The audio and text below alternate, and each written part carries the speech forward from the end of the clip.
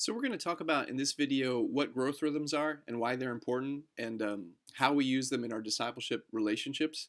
And so it really is important for us to discuss these things because we use our stages discipleship pathway. But the goal of our pathway is not really for people to just make it down the spectrum of stages that we have or for them to do all the material that we offer.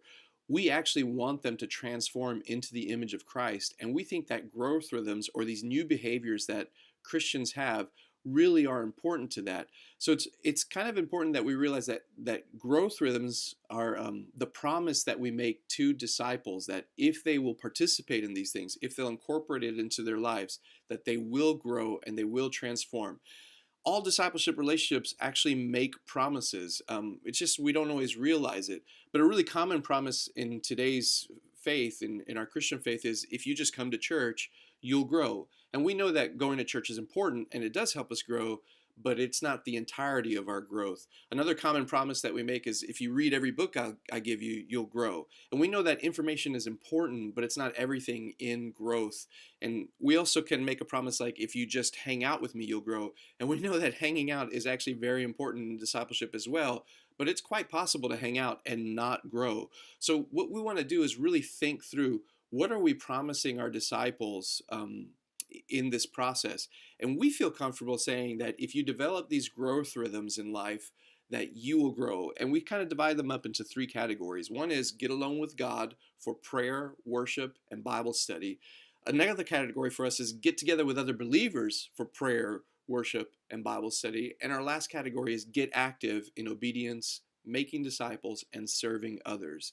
And we feel like if you do those things, with a sincere heart, that you are going to transform into the likeness of Christ. And so we actually have a lot of these growth rhythms. I know you can't read that, it's too small, but we have growth rhythms specifically for each stage, things that are appropriate for each level of maturity and that pushes them towards their next step in becoming more like Jesus. And we have those laid out in our website in our section of growth rhythms. But let's take a little time to explain how this works a little better, because we don't want to say that growth rhythms actually transform us. They're not what changes us into the likeness of Christ.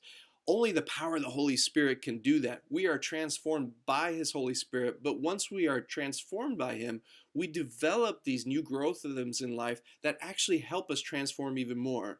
So in the best case scenario, growth rhythms are the fruit of transformation and they seed future transformation. And that's kind of how it works for us. So we spend a lot of time in our meetups discussing how we will grow and what rhythms we will develop. In fact, it's like a third of our time is spent looking ahead and saying, these are the growth rhythms I'm going to attempt in this next week in my life. So let me give you an example of what some of those growth rhythms would look like for someone who maybe is in the believer stage. Remember, believers are people who identify with the Christian message, but they don't know how to grow on their own and they don't know how to self-feed yet. So we want to give them some simple tools that will help them develop these growth rhythms. So for instance, in the get alone with God section for prayer, we might give them STP prayers or simple sorry, thanks, please prayers just to get them started in prayer. Or for Bible study, we'd give them a God study, a what does it say about God, others, and what do I do?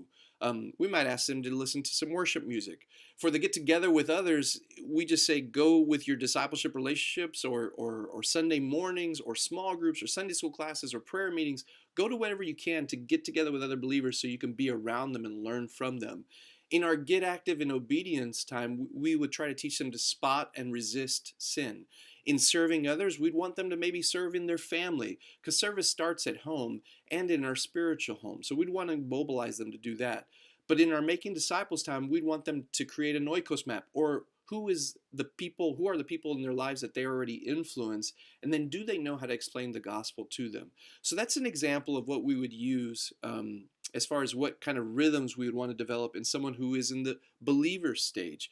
Because again, the point is not for us to just go to a website and then click on one of these stages and just plow through all the lessons that we can. That is not the goal of discipleship. It's to develop a lifestyle that transforms us into the likeness of Christ. We know that if you're living like Jesus, you'll be doing a lot of these growth rhythms. So really make sure that you understand them as you're leading people in discipleship, and you're really pushing those disciples to develop those growth rhythms. All the links to everything that we've talked about are going to be in the description below, and you can subscribe so you can keep in touch with all of our videos as they come out. Thanks.